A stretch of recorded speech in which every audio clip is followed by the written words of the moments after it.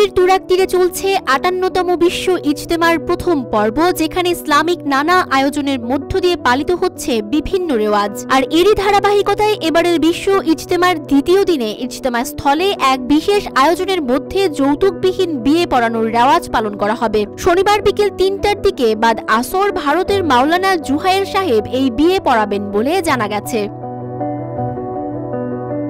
ইজতেমার রেওয়াজ অনুসারে বিয়ের আগে খুতবা প্রদান করা হবে এবং বয়ান শেষে বরকনের অভিভাবকের সম্মতিতে বরের উপস্থিতিতে বিয়ে সম্পন্ন হবে। বিশ্ব ইজতেমায় হযরত ফাতেমা রাদিয়াল্লাহু তাআলা আনহু ও হযরত আলী রাদিয়াল্লাহু তাআলা আনহু এর বিয়ের দেনমোহর অনুসরণ করে এই বিয়ের আয়োজন করা হচ্ছে, যেখানে যৌতুকের কোনো প্রথা থাকবে না। বিয়ে শেষে দম্পতিদের স্বজন ও মুসল্লিদের মাঝে খোরমা খেজুর বিতরণ করার রেওয়াজ রয়েছে।